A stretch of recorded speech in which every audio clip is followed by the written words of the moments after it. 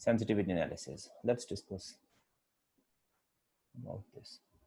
See, sensitivity analysis क्या है? Like you are given a linear programming problem, say maximize C transpose X subject to AX equal to B, X greater than or equal to 0, right? अभी क्या है कि we are able to solve this problem by using simplex method and we can find its optimal solution, right? Now sensitivity analysis discuss that how sensitive is this optimal solution to the original changes. Original changes means like we are given the data of C, A and B.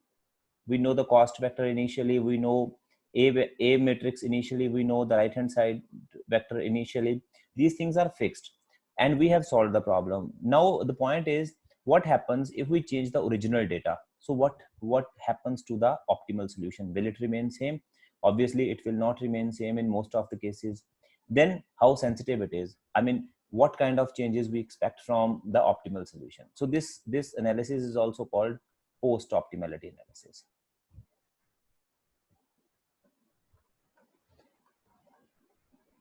Anybody there?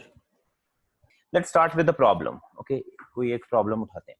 पहले तो ये discuss करते हैं कि ये किस तरह की चेंजेस हम डिस्कस करने वाले हैं. So we can discuss. So changes क्या हो सकती हैं? चेंज इन कॉस्ट वेक्टर हो सकता है. What is cost vector? वो हमारा क्या है? सी, जो ये है, ये चेंज हो सकता है initially after solving the problem. Secondly क्या हो सकता है? Change in A matrix. अब ए मैट्रिक्स में दो तरह की चेंजेस हैं. या तो हम नया वेरिएबल ऐड कर दें, एक इसमें क्या है कि एक कॉलम ऐड हो जाए, ठीक है, तो ए मैट्रिक्स में चेंज हो जाए. क्योंकि हमने तो सपोज मेरे पास इनिशियली 20 बाय सी से 40 का मैट्रिक्स था, ठीक है. अब मैंने क्या किया, वन कॉलम और ऐड कर दिया, तो मेरी डायमेंशन 40 से चेंज हो गई. कितनी होगी? 41 होगी. तो अब क्या 41 के हिसाब से भी सेम सोल्यूशन ऑप्टिमल होगा? No, not necessary. तो क्या हो सकता है कि या तो मैं एक वेरिएबल ऐड कर दूं, एडिशन ऑफ वेरिएबल हो जाए, राइट. या दूसरा तरीका है, दूसरी पॉसिबिलिटी है कि एक कंस्ट्रेंट ही नया ऐड हो जाए, मतलब एक रो ऐड हो जाए. So means addition of a constraint.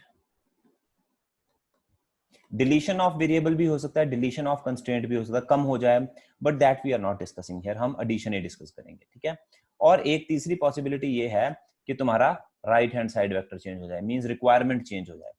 So what happens in the change in right hand side vector, ठीक है. तो ये तीन तरह की पॉसिबिलिटीज हैं. तो हम क्या करते हैं, हम स्टार्ट करते हैं पहले change in the cost vector, ठीक है. इससे स्टार्ट करते हैं. ओके, लेट्स सी क्या है. So first is change in the cost vector. Okay, change in the cost vector. चलो एक प्रॉब्लम उठाते हैं हम. Suppose I have this LPP. Consider this LPP. Maximize 3x1 plus 2x2 plus 5x3 subject to the constraints x1 plus 2x2 plus x3 less than or equal to 43, 3x1 plus 2x3 less than or equal to 46, then x1 plus 4x2 less than or equal to 42, x1 x2 x3 greater than or equal to. Suppose ये एक LPP given है, ठीक है. Suppose हमने इसको solve कर लिया और इसका जो ऑप्टिमल सोल्यूशन है वो मैंने निकाल लिया. And let us see that this is the optimal table of this LPP, ठीक है. बिकॉज अभी हमें पोस्ट ऑप्टिमलिटी एनालिसिस करना है. ऑप्टिमलिटी तो हमने देख लिया. तो क्या है कि ये x1 x2 x3 तीन वेरिएबल्स हो गए यहाँ पर जो हैं. अब यहाँ पर यहाँ पर एक स्लैक ऐड होगा, एक यहाँ पर होगा, एक यहाँ पर होगा, तो तीन स्लैक वेरिएबल्स आ गए, s1 s2 s3. And in the final table मेरे जो बेसिक वेरिएबल्स थे वो हैं x2, x3, s3, और ये मेरा टेबल बन गया -1/4, 3/2, 2, 1, 0, 0, x3 क्या है 0, 1, 0, then the column for 1/2, 0, -2, और s2 का कॉलम क्या है, सॉरी माइनस,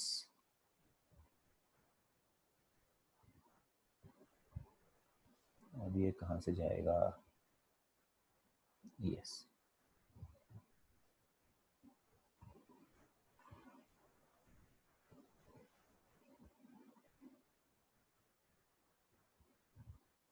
ओके, s2 का कॉलम है -1/4, 1/2, 1, 0, 0, 1, 10, 23, 2, and zj minus cj row is my 4, 0, 0, 1, 2, 0, और ये मेरा सोल्यूशन है, और से यहाँ पर मेरे ऑब्जेक्टिव फंक्शन की वैल्यू है 135. So now we are going to discuss the change in cost vector. So अभी हम ये देखना चाहते हैं कि what happens if see ये जो कॉस्ट है, ये मेरे x1 की कॉस्ट कितनी है, यहाँ पर लिखिए 3, 2, 5, इसकी 0, 0 है, राइट, ये मेरी है CJ, ठीक है. What happens if my cost vector is changed from what 3 to 5 है ना मेरा कॉस्ट वेक्टर, यहाँ पर ये यू सी हियर, ये 3 to 5 है ना, इसको चेंज कर दिया मैंने किसमें, सो मेरा नया कॉस्ट वेक्टर आ गया, ये आ गया 7 to 20. तो अभी अगर मैं क्या करता हूँ, इसका मतलब ये हो कि मैंने ऑब्जेक्टिव फंक्शन ही चेंज कर दिया, in other words my objective function is changed,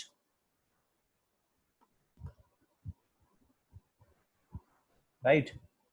तो मेरा ऑब्जेक्टिव फंक्शन क्या बन गया, 7x1 plus 2x2 plus 20x3, नया ऑब्जेक्टिव फंक्शन आ गया मेरा. अब if you remember graphical solution के टाइम पे तो हमने क्या किया था, हमने नॉर्मल चेंज कर दिया था कि अगर मेरी डायरेक्शन नॉर्मल की ये है, ये वाली डायरेक्शन है, ठीक है, और ऐसे ऐसे मेरे कंस्ट्रेंट्स नॉर्मल जा रहे हैं, अभी मेरे नॉर्मल की डायरेक्शन से ये होगी तो मेरे कंस्ट्रेंट्स इस तरफ जाने शुरू हो जाएंगे.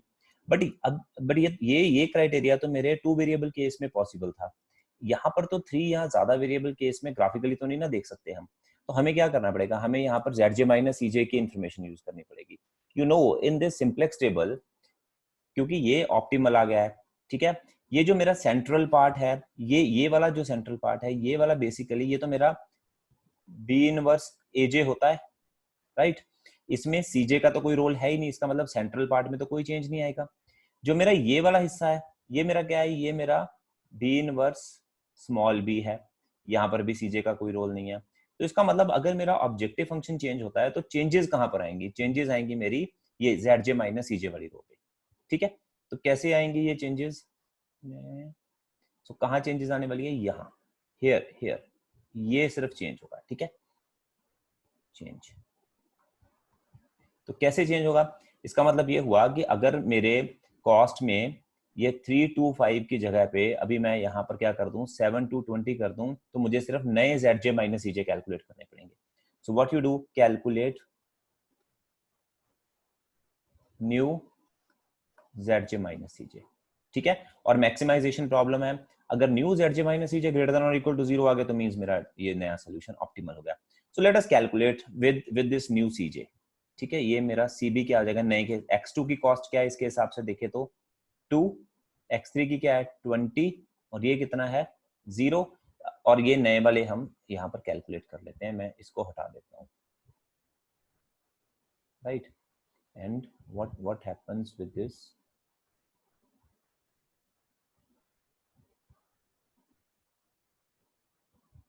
ये मेरे नए zj माइनस cj देख लेते हैं क्या आएगा. Can you see what is my new zj minus cj, so you multiply this, और ये भी चेंज हो जाएंगे. ये x1 कितना आ गया, ये मेरा आ जाएगा 7, ये 2 रहेगा, ये कितना आ जाएगा 20 आ जाएगा. So let us calculate. So this is minus 1 by 2. So this is minus 1 by 2 plus 30 minus 7. कितना आ गया ये आ गया 30 minus 7 23 2 is 56 minus 1 56 minus 8 55 by 2. So first quantity comes out to be equal to 55 by 2. ये आ गया 0, ये भी 0 बिकॉज बेसिक वेरिएबल्स हैं. ये क्वांटिटी कितनी आ गई 1, ये 1 आ जाएगी. ये क्वांटिटी आ गई minus 1 by 2 plus 10 minus 1 by 2 plus 10. ये कितना हो गया, ये 20 माइनस ये आ गया 19 by 2. सो दैट मीन्स अगर मैं अपने ऑब्जेक्टिव को चेंज कर देता हूं तो जो मेरा नया zj माइनस cj आया है that is also greater than और equal to 0. So new zj minus cj are also greater than और equal to 0. That means changing the objective from this one to this one, the same solution या same basis remains optimal. So no change in the optimal solution. You understand my point? So what is the issue? कि यही वाला basis इस case में भी optimal रहेगा. हाँ, अगर बाय चांस ये क्वांटिटी या इनमें से कोई एक क्वांटिटी नेगेटिव हो जाती तो हमारे पास उसका मेजर इशू होता. जैसे for example if I take say suppose मैं क्या करता हूँ, मैं किसी एक को नेगेटिव कर देता हूँ. सी इस 20 को मैं माइनस, हाँ इफ आई टेक माइनस 20, अगर मैं इसको माइनस 20 ले लेता हूँ तो क्या होगा, तो ये क्वांटिटी ये चाहे जो भी हो बट ये क्वांटिटी जरूर नेगेटिव हो जाएगी. क्या हो जाएगा माइनस 20 by 2 कितना हो जाएगा माइनस 20 by 2. तो Z3 माइनस C3 क्या हो जाएगा माइनस 20 by 2 माइनस 1 by 2 कितना आ गया माइनस 10 और this comes out to be minus 11 by 2. तो ये क्वांटिटी इस केस में माइनस 11 by 2 हो जाएगी. And you see minus 11 by 2 जो है मैक्सिमाइजेशन के केस में, अगर if any of the zj minus cj becomes negative, तो this solution will not be optimal in that case. So फिर उस केस में हमें क्या करना पड़ेगा, हमें इसमें से या इनमें से कोई भी नेगेटिव आता है, we have to enter that variable into the base. Changing the cost, उसका असर कहाँ पर हो रहा है, उसका असर हो रहा है zj minus cj पे. अगर zj minus cj कोई नेगेटिव आता है, ठीक है, और अगर कोई zj माइनस cj नेगेटिव आ जाता है इस केस में, तो वो रिफ्लेक्ट करता है कि आपका जो प्रेजेंट बेसिस था जो कि पिछले केस में ऑप्टिमल था, वो अब नए ऑब्जेक्टिव को लेके ऑप्टिमल नहीं रहा है. You have to find a new optimal solution. Is this clear to all of you? Okay, let's move further. तो ये तो अच्छा, अभी क्या करते हैं, इसी को यहाँ पर ही डिलीट करके ना मैं नेक्स्ट केस डिस्कस कर लेता हूँ. I hope all of you have noticed this thing. So ये थोड़ा सा मैं यहाँ पर इसको डिलीट कर लेता हूँ. ठीक है, I will discuss the second case. और सवाल क्या हो सकता है इस केस में? Okay, and we will be using the original data. चलो ऐसे करते हैं, दोबारा से ले लेते हैं एक और पेज. क्या कह रहे हैं ये सर, न्यू ऑप्टिमल के लिए स्टार्टिंग से सिंप्लेक्स को रिपीट करना पड़ेगा. Yes yes yes, that you have to, not from the starting but I write down this thing. Wait a while.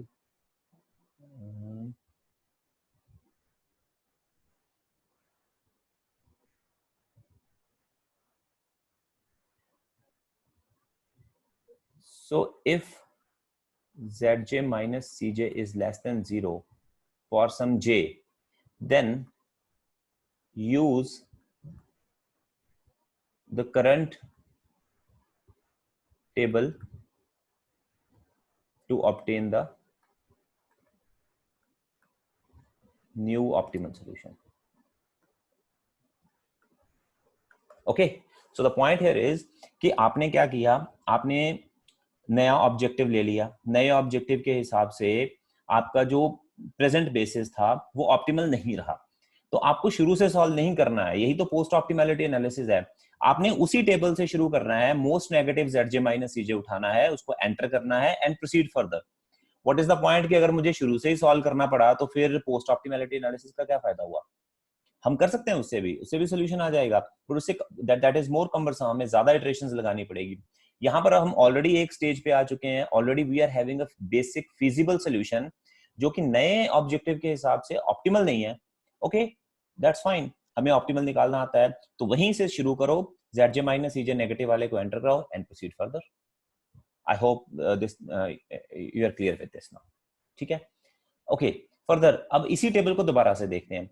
You have the table and then you see within what range, my next question is within what range the cost of x1 varies so that the present solution remains optimal.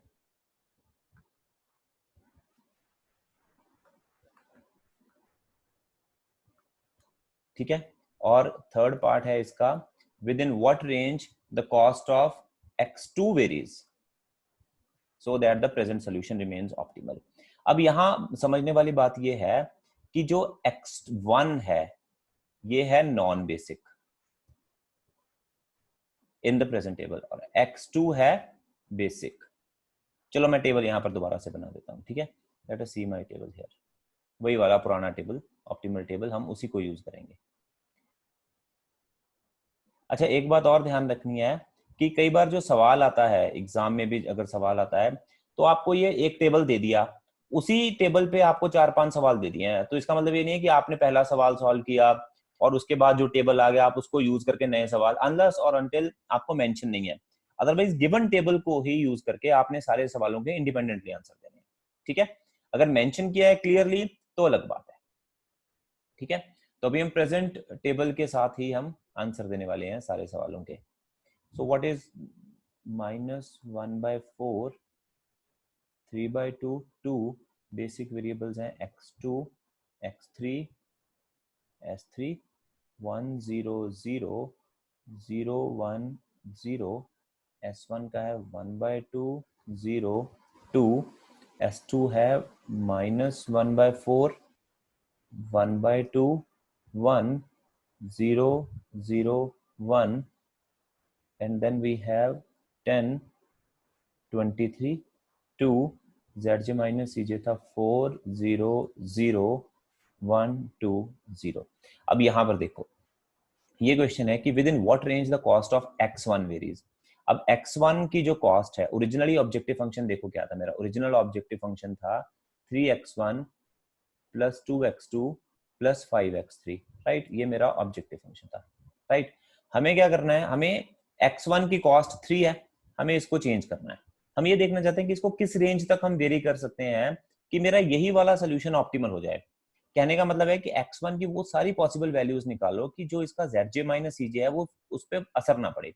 देखो सी basic variables की cost में तो कोई फर्क नहीं पड़ा, ये तो कितनी है, ये तो यही भरी है। हाँ x1 की कॉस्ट मुझे नहीं पता, मैं कहता हूं कि मान लेता हूं कि इसकी कॉस्ट C है, इसकी कॉस्ट वही है जो है। ठीक है, कहने का मतलब है कि I want to find the range of this C, this range of this C, right, so that कि ये वाला मेरा टेबल ऑप्टिमल रहे, मतलब कि मेरे इन वेरिएबल्स की वैल्यू चेंज ना हो।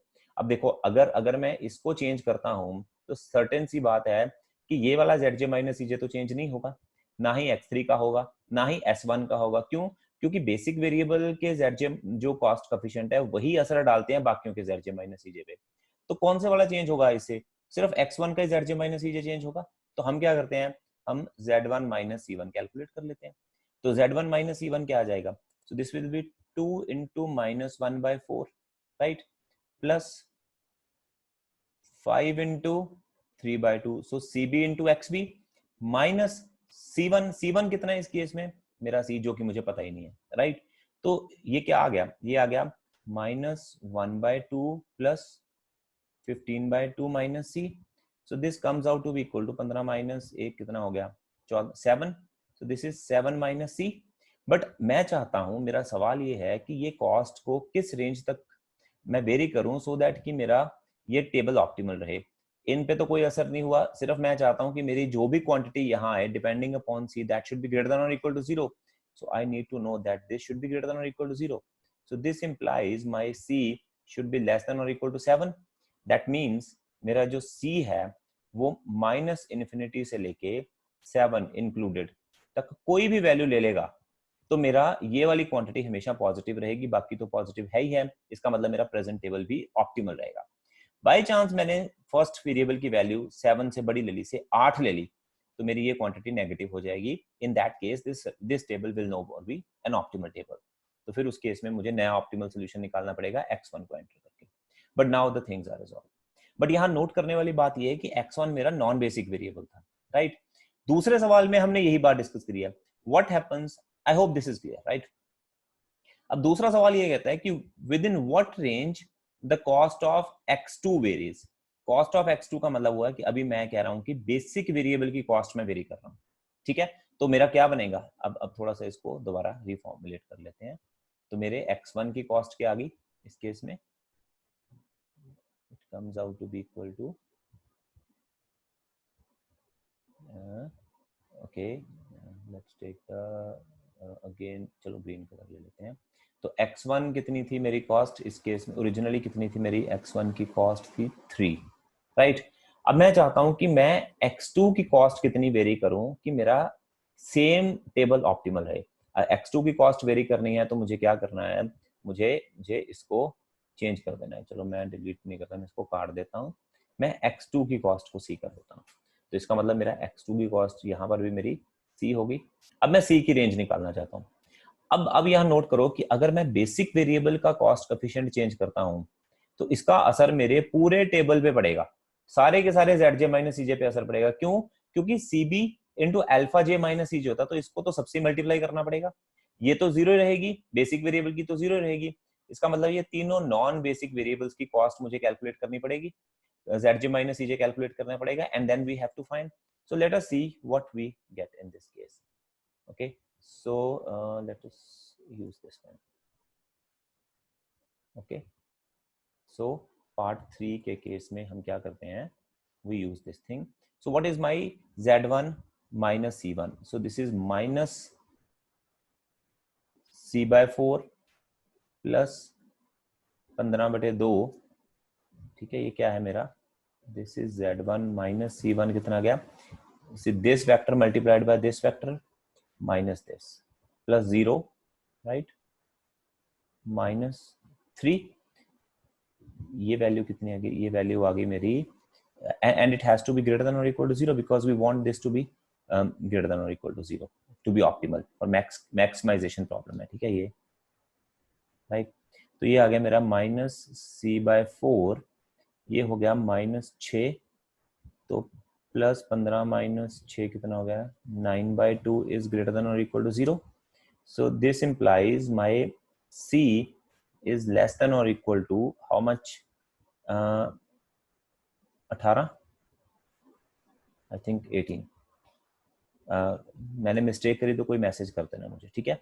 Now what is my z2 minus c2, see z2 minus c2. So you multiply this vector with the second, ये तो बेसिक है, जीरो ही रहेगा, ये भी जीरो रहेगा. s1 वाला कैलकुलेट करते हैं, z4 माइनस c4 कैलकुलेट करते हैं. सो z और I should say z4 minus c4, fourth variable is my s1, right. तो इस केस में क्या आ जाएगा, c/2 plus 5 into 0 plus 0, c/2 minus 0 because इसकी cj 0 है, is greater than or equal to 0. This implies c has to be greater than or equal to 0.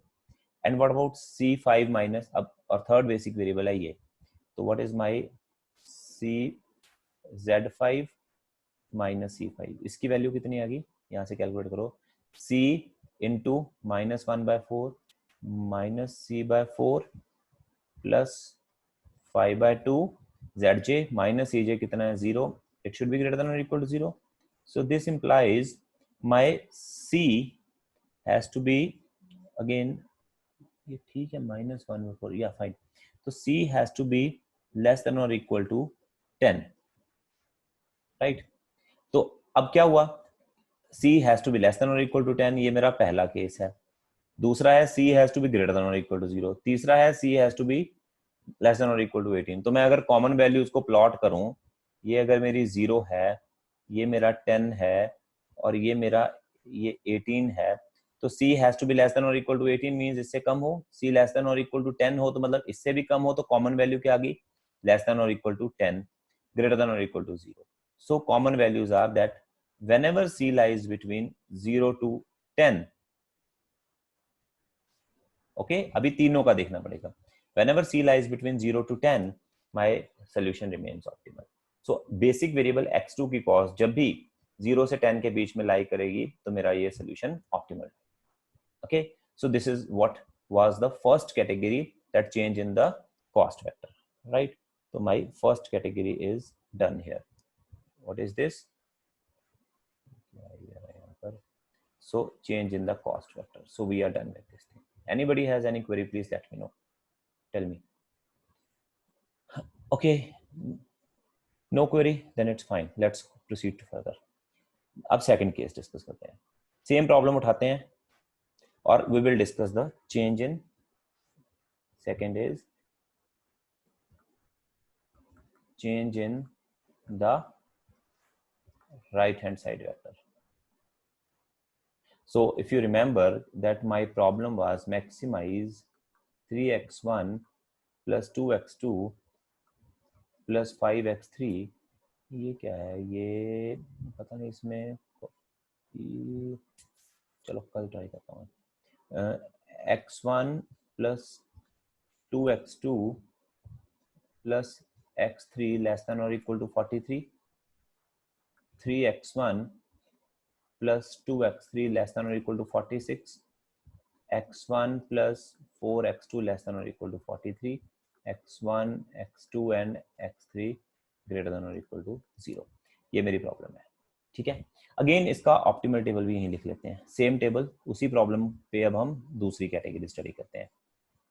सो क्या है मेरा, x1 x2 x3 s1 s2 s3।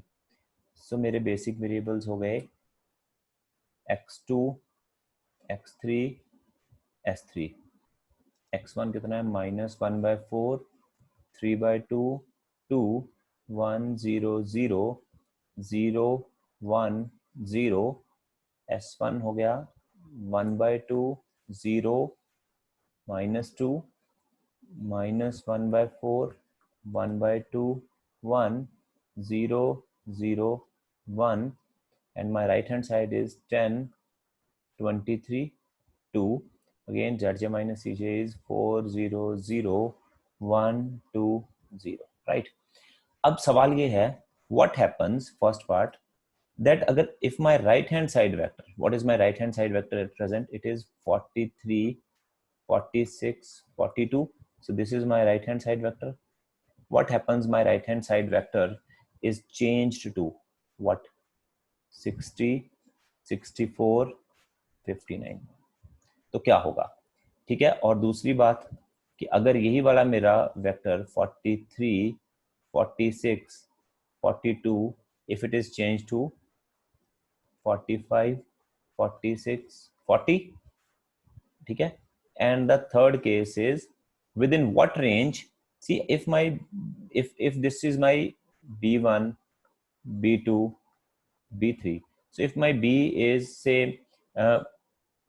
I would say 43 range, then what range, see if my okay, if I say my b is b1 46 and 42 means अगर मैं now I want to see कि within what range my first component changes so that the same solution remains optimal, ठीक है। तो पहले दो में तो हमने पूरे पूरे वेक्टर को चेंज कर दिया, तीसरे वाले केस में हम ये देखना चाहते हैं कि अगर मैं किसी एक को फिक्स कर दूं और उसकी ऑल पॉसिबल वैल्यूज को एक्सप्लोर करना चाहूं, तो वो what are those all possible values that gives me the same optimal solution. So I want to find the range of p, find range of b1 so that the present solution remains optimal, or the present basis remains optimal. ये बात थोड़ी ध्यान से समझना. Now यहाँ पर मैंने सी present solution की बात नहीं करी है, प्रेजेंट बेसिस की बात करी है. सोल्यूशन की बात क्यों नहीं करी है? Now you will understand. You see solution तो मेरा ये है, और ये वैल्यू मेरी क्या होती है? ये वैल्यू तो मेरी बी इनवर्स बी होती है. क्योंकि मेरा तो बी स्मॉल बी ही चेंज हो रहा है, तो मेरा सोल्यूशन भी तो चेंज ही हो जाएगा. हाँ, ये हो सकता है कि अगर ये वैल्यूज पॉजिटिव रहती हैं तो सेम बेसिस मेरा ZJ माइनस CJ पे तो कोई असर पड़ ही नहीं रहा, वो तो ऑप्टिमल है ही है. बेसिस भी यही है. इशू ये है कि अगर ये वैल्यूज नॉन नेगेटिव आती हैं तो मेरा सेम और what ever new values comes the same basis remains optimal. But अगर इसमें से कोई एक वैल्यू नेगेटिव हो जाती है और टेबल ऑप्टिमल है, then you know what to do. Then we have to apply the dual simplex method. In that case हमारा सोल्यूशन चेंज हो जाएगा. सो हमारा बेसिस सेम ऑप्टिमल हो सकता है विद डिफरेंट सोल्यूशन, या फिर मेरा ये पॉसिबिलिटी हो सकती है कि मेरा सोल्यूशन ही चेंज हो जाए. लेट अस सी कि क्या आएगा इस केस में. तो मेरे फर्स्ट केस में मैं देखता हूं कि मेरा बी जो है वो 43, 46, 42 से चेंज होके मेरा ये वाला बन गया. तो मेरा राइट हैंड साइड की वैल्यू क्या आएगी? We know that right hand side value is my B inverse B. And what is my B inverse? You know we can see it from the simplex table. यहां से note कर लो क्या है ये मेरा. स्लैक वेरिएबल्स के नीचे B inverse पड़ा होता है, ये हमने पढ़ा है. Let us see what is my B inverse. so this is 1/2 0 -2 -1/4 1/2 1 0 0 1 multiplied with what? New B क्या है? 60 64 59. तो ये वैल्यू मेरी क्या आ गई? This value comes out to be 14 32 33. मतलब कि यहां पर जो मेरी वैल्यूज हैं, अगर मैं इसको काट देता हूं और अगर मान लो मेरा राइट हैंड साइड ये होता तो मेरी वैल्यूज क्या आ जाती? ये वैल्यूज आ जाती 14 32 33. तो हुआ गया, मेरा सेम बेसिस फिजिबल है क्योंकि राइट हैंड साइड की वैल्यू पॉजिटिव आई है और ZJ minus CJ greater than और इक्वल टू 0 है. दैट मींस मेरा सेम बेसिस ऑप्टिमल है, दो with the different value. Okay, so now you understand also what is the meaning of present basis. So what happens if my right hand side vector is changed from this to this? My same basis remains optimal with the optimal solution as 14 32 and 3. Okay, now let us explore the second case. What happens? My B is 45 46 40. So in second case, what is my B inverse B? This comes out to be equal to 1/2 minus 1/4 0 0 1/2 0 minus 2 1 1. You multiplied this with what? 45 46 40. तो ये value क्या आ जाएगी मेरी? In this case, this value will comes out to be equal to, एक second,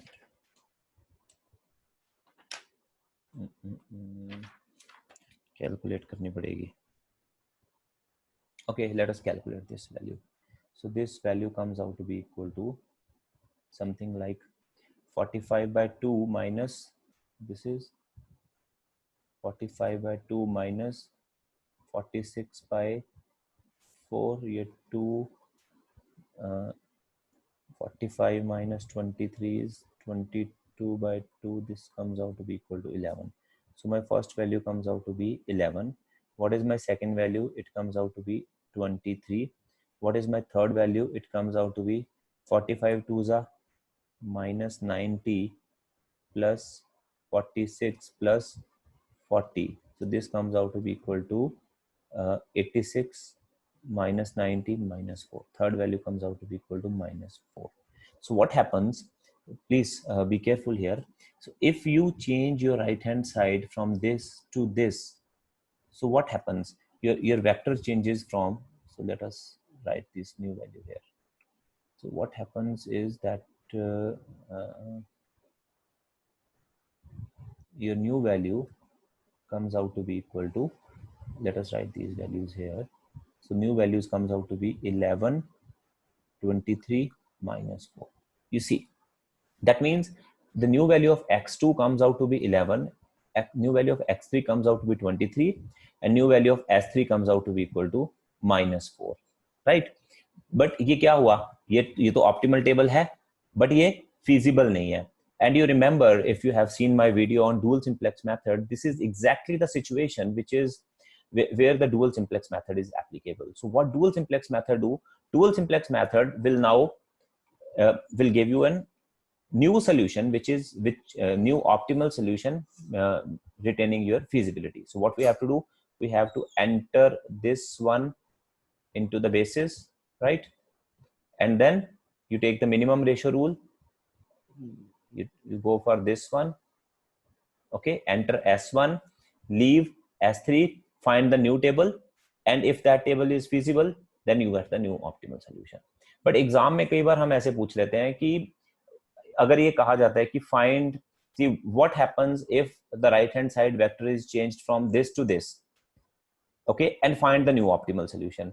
अगर तो वो feasibility same ही रहती है तो नया solution भी आ गया, हमें सिंप्लेक्स इटरेशन लगाने की जरूरत नहीं पड़ी, जैसे कि पहले केस में था, हमने नया solution भी निकाल लिया, बात भी खत्म हो गई.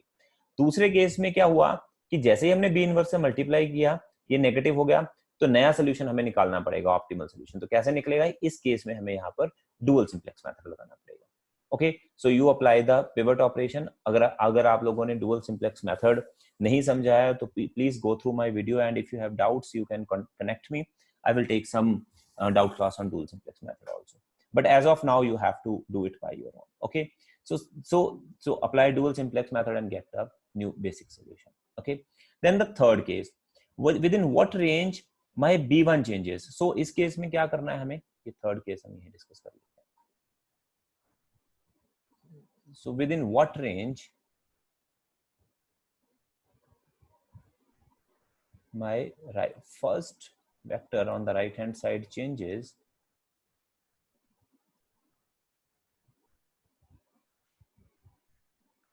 Third case. सो अगेन क्या करो, बी इनवर्स बी निकालो, ठीक है, क्योंकि अभी मेरा बी क्या है, B is b1 46 42. So let us see ये क्या आ जाएगा, ये 1/2 minus 1/4 0 0 minus 1/2 0 minus 2 1 1, and you multiply this with what, b1 is small b1, it is the coefficient of the first one, 46 42, ठीक है, ये आ गया, इसको मल्टीप्लाई कर लो. So when you multiply, what you get, first vector is, this is b1/2 minus 23/2, फिर इसको multiply कर लो सेकेंड रो से, this comes out to be equal to, ये +1/2 है, सॉरी ये +1/2 है, सी यहाँ पर ये प्लस है, राइट, ये मैंने गलती से लिख दिया था.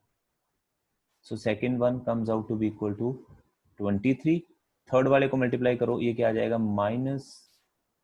-2b1 प्लस 46 प्लस 40 प्लस 86, तो ये आ गया. Now to make sure that the same basis remains optimal, what we want that b inverse b has to be greater than or equal to 0. means b1 की range क्या है कि आपके ये तीनों वेक्टर्स जो है ग्रेटर देन और इक्वल टू 0 रहें.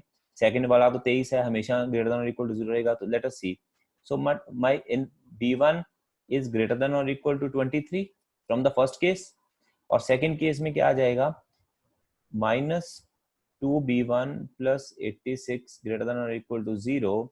This implies b1 less than or equal to 43 है, ये 43. So the common values are that b1 belongs to 23 to 43. Please check the calculation. मैं अभी ये on spot ही कर रहा हूँ, कुछ mistake है तो अपने आप देख लेना. Okay. So whenever b1, your first coefficient lies between 23 to 43, so your solution remains optimal. जैसे ये इस रेंज के बाहर जाएगा, आपका क्या होगा, feasibility डिस्टर्ब हो जाएगी. And you see in my first case, ये क्या है मेरा, 43 46 42, right? बाकी दो कंपोनेंट तो ठीक है, फर्स्ट कंपोनेंट क्या है, 43 तो इसी रेंज में है, ये इंक्लूडेड है ना, 43 इस रेंज में है. So that means what, कि जब भी इस रेंज में रहेगा आपका फिजिबिलिटी मेंटेन रहेगी, तो आपके फर्स्ट केस में फिजिबिलिटी मेंटेन थी।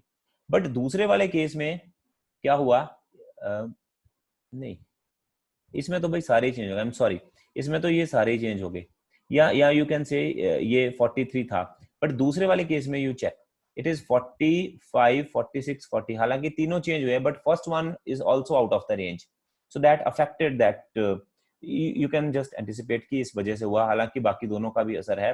बट जैसे ही ये फर्स्ट कफिशिएंट इस रेंज से बाहर निकलेगा, कीपिंग अदर सेम, तो डेफिनेटली आपका सोल्यूशन जो है वो फिजिबिलिटी को डिस्टर्ब कर देगा, it is evident from there. ठीक है, so I think sufficient for today. So we discussed two cases. One is the change in the cost vector, and another is the change in your right hand side vector. Third